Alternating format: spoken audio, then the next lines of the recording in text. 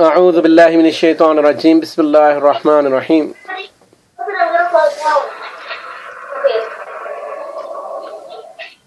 اللهم أرنا الحق حقا وارزقنا اتباعه وأرنا الباطل باطلا وارزقنا اجتنابه اللهم آمين يا رب العالمين رب ارحمهما كما ربياني صغير.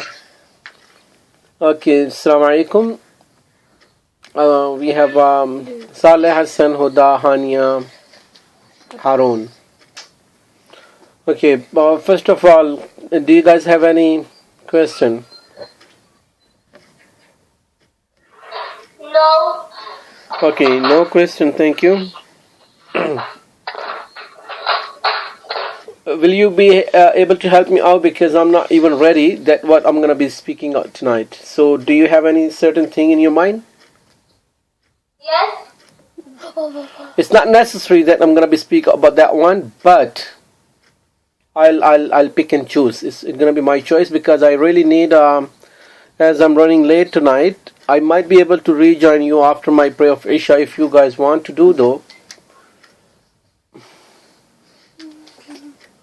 But as I'm having only about 20 minutes, so I will pick the topic. Okay. Now Harun, go ahead. What is the bid'ah? What is a bid'ah? And what is your Hassan? Dajjal. What is it, Dajjal? No, Dajjal. Okay, Yes. about the personality of the Dajjal, right? Yeah, and everything you can do. Okay. What is the bid'ah? We can start with the bid'ah.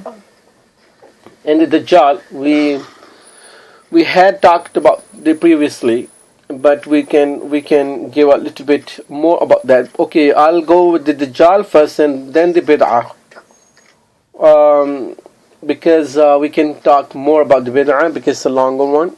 The Dajjal is the personality who will, according to the hadith, that person would claim that he's a god, and he's one of the sign of the min alamat al-qiyamah, one of the sign of the end of the time, and he will be in a human shape, but he will be having extraordinary powers, like he will be able to claim rain, like he will order the clouds and it will rain only up to the area where he would like it to be rain, and he would be having a water and the fire.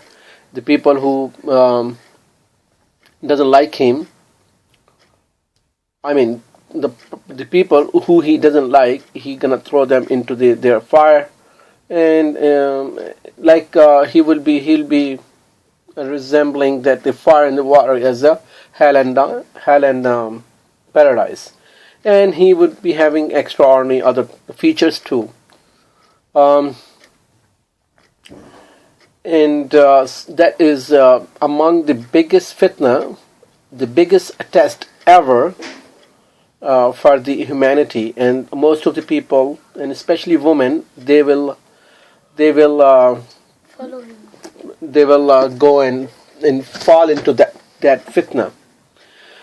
Bear in mind, day before yesterday, I was talking with your mom. And we had a very good conversation. She was telling me very beautiful things that he learned from the somewhere, and this is very amazing. And sometime I would get some hints that what I'm going to be talking about, as I'm a bit lazy. I do not know what to be talking in this halaqa. And even half an hour before, I was trying to cheat from the books if I'll be able to get something ready, but I was not able to gather things. But I remember one thing what your mom was saying, but I could not reply her because she was saying so many things very nice, and I did not want to interrupt her. And she was saying one of the things was that he heard a scholar, and he's a very big name and very very good scholar. A lot of people did not know about this Menk. And he was talking about the rights of a woman, rather than to be talking about the rights of a woman in the marriage life. But bear in mind that thing of the Dajjal what I was talking about. And this one, which I wanted to mention, what is the reason that the people, they were, of course, the man and the woman, they both have the rights. The son and the father, and the, like vice versa, the parents and the children, they do have their rights. And we know that everyone is obliged to fulfill their own rights. Otherwise, they're gonna fall into the fitna, and they will be dragged into the hellfire. But why? She was saying me one thing, that the one of the good thing maybe she liked or she picked, that particular scholar, or in his speech he was talking mostly about the women's rights rather than to be the men's right. And that's interesting. And as I said, we have a great respect for the women, and they do have their rights. But what is the reason behind that why, what might be the problem, or what might be the main reason that people, they would talk more about the right of the Lady. women?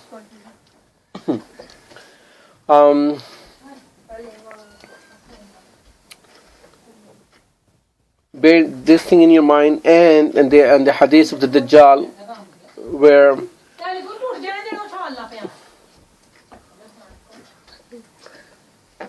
mostly a lot of women, they would fall into this fitna of this test. And even it is mentioned in the hadith that the men, they would try to tie their women.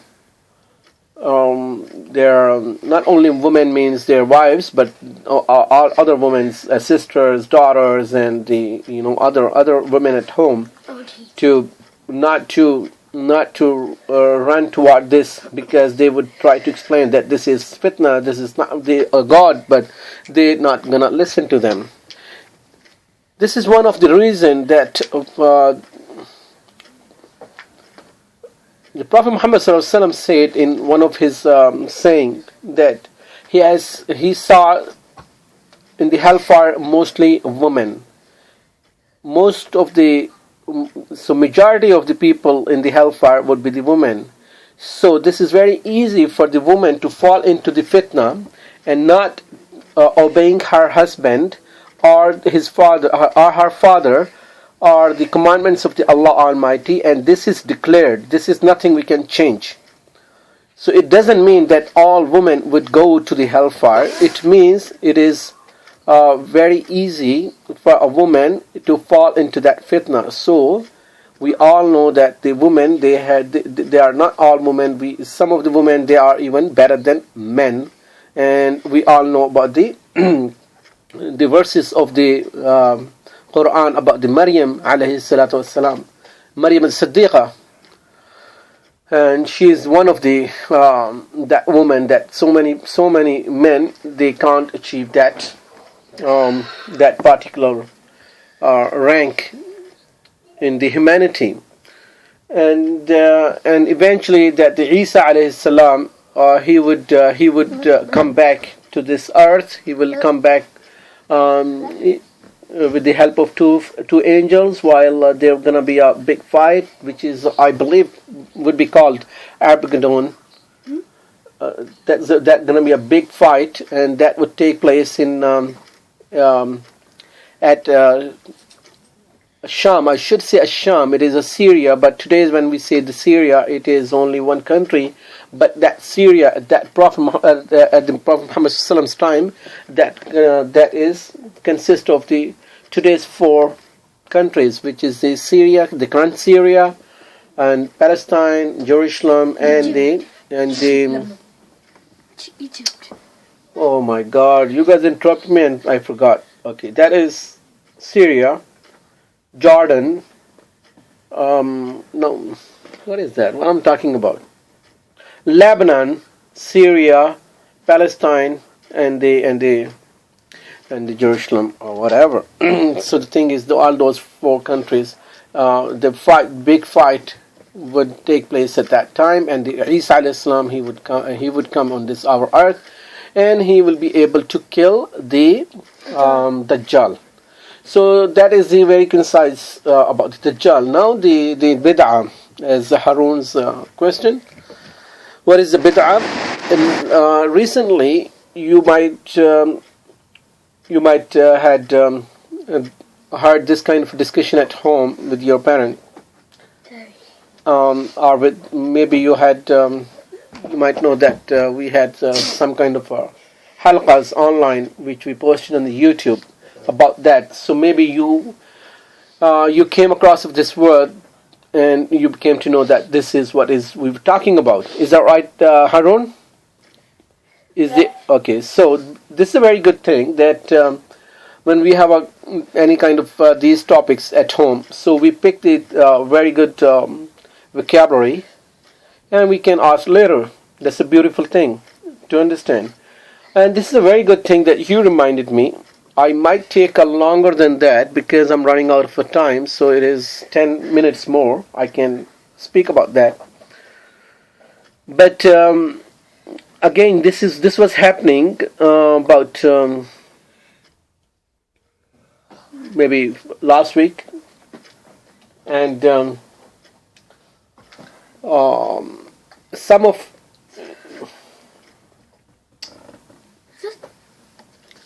take it. Your mom, she was saying, "Oh, why would we need it for our kids? We don't need it." And I disagreed. I said, "Surely we need it, but whenever we get the time, we will need it." There's a reason behind that. Why we need it? We think that we have raised you guys, that you guys would catch this matter the way we are raising you guys, that we try to teach you guys everything according to the light of the Quran and Sunnah. But what happens, maybe on the track in your life, you come across a person or a speech, or you end up in a mosque or a scholar or anything who will give you a very emotional speech and very weird kind of a knowledge, and you will end up and say, "Oh, this is the thing I should be, following," or "This is the thing." So basically, I'll come back. The root of the bid'ah, the linguistically, the meaning of that is innovation. Innovation are a person who invent anything without any previous example. So Allah says in the Quran, "Badi'us samawati wal ard." Allah has created this samawat and ard, like all heavens and the earth. But then he said Badi'. It means he has done this without anything in front of him as example. Like a person, when he build aeroplane, he would see the small aeroplane. So now he can moderate it, and he can modify it, and he can just hold it tight there, and he's gonna stop. That's it. Okay. Why you keep on rubbing it, man? Okay, are you guys getting it up to here? Are you guys? Is it easy to understand what I'm talking about? Are you guys getting it? A little bit, but I haven't done yet. All you have to remember that the innovation of the bid'ah is called innovation, anything which is a brand new.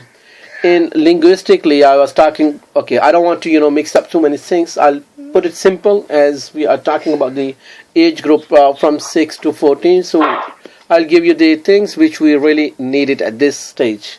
So the bid'ah in Islam is that the thing is have any kind of a practice which we do to gain some reward.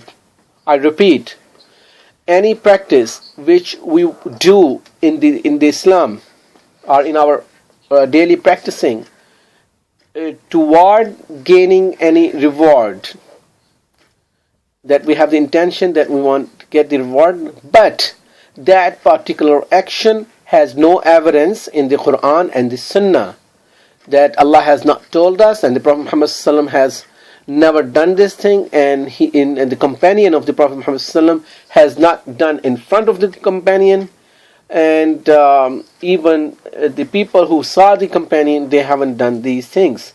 So they have plenty. And if we go certain countries like our country, we have not 1, 2, 3, 4. Well, you see there is a bid'ah in anything possible, in salah, in namaz, in anything. So they mix up so many things. Yeah, go ahead, Hassan. You know how those people wear those neck thingies? Those necklaces, and then they put something in it? Taviz. Yeah, taviz. Taviz, okay. Hassan is mentioning that some people they put the kind of a necklace, or sometimes they put the threads in their arm or on their shoulder, or some kind of these things. These are haram. These are, sometimes they claim, some people they go to so-called pious people, or people of knowledge or whatever, and they think that in one day they have special hidden powers, and they claim, sometimes they do claim and sometimes they don't even claim, but the people that they assume, based on their assumption, they think that this is the case, but that's not right. So they give these little things to wear it and this and that, which is against the what you call as against the tawakkul, the trust. We should have the trustworthy is only Allah Almighty, and we should have put our trust in Allah. And look at that, we have, if we put these things and we have the believing of that kind, that this thing would protect me. So I have a very simple question, that why would they fall into these problems then? So if so many thousands and millions of people in Pakistan, they are wearing these things, and they go all those places with the things, they get they're scholars, so-called scholars. They are not even true, but so-called scholars. They think that they have special magical powers and all those things. If that is the case, why the Pakistan and whole Pakistan as a nation is suffering right now in 2013? So many years, so many people, they do not have food. So many people, they are suffering from the flood. So many, we have a bad leadership. We have a corruption. We have so many things, we countless. So the thing is here, if everyone was able to fix these kind of things by hanging these things in your neck and having this thing in your wrist, so they shouldn't be having those problems. So it means these are nothing. These things have nothing to do with this actual world. Only the thing which would be able to change the circumstances of the people would be dua and the real practice, which is the 5 daily prayers, being in a wudu, and all those things. So the thing is, bid'ah, down the track, when you guys grow up, bear in mind this thing. We have a very simple rule to expose the bid'ah. What is the bid'ah? Very simple rule. I repeat, anyone who do not understand this particular thing, please ask me twice, thrice, 4, 500 times until we are not 100% sure what we're talking about. I'm repeating only very simple thing. There's a very simple rule to expose the bid'ah, or to rectify the bid'ah, or to acknowledge the bid'ah at the first place and to rectify it later. So the number one thing is, anything which we cannot find in Quran and Prophet's life, we are not obliged to do it. I repeat it again. Anything which is not in Quran or in the hadith of the Prophet, when we call about the hadith, it has to be authentic hadith. There are weak hadiths too in the market. What does that mean? Weak means they are wrong. Authentic. They are made up. They are not correct ahadith. So we have to have the authentic ahadith. How do we find that out? How are we gonna find that out? I'll come back with that one. Keep this question in your mind. How we will be able to authenticate, and how would what is the tool to get the authentication of the ahadith? That's gonna be the question of the that's gonna be after the salah. But the number one rule is identify the whether it is the bid'ah or sunnah, whether it can be a sunnah. Sunnah, when we say the sunnah means the way. Sunnah can be a sunnah of Allah and sunnah of the Prophet, sunnat Allah and sunnat Rasul sallallahu alaihi wasallam. But in this is the linguistic mean, but it can be having any sunnah of anyone. But and sunnah can be a good and bad as well. But when we say sunnah as a Muslim, we mean that the sunnah of the Prophet Muhammad sallallahu alaihi wasallam. So if we cannot find any evidence in the Quran, and we are not having any evidence of this hadith, and the least thing is, that is the least criteria we should be finding or searching, or we should be check and balance thing is, the least thing is whether the companion, the Khulafa al-Rashidin, the four companions, Abu Bakr Siddiq, Umar radhiyallahu anhu, Uthman bin Affan, and the Ali bin Abi Talib, these four Khalifa have done it. But if there is no such a thing that we find out in their personality, in their lifetime, I shouldn't be doing it. That is bid'ah, and every bid'ah is going to hellfire.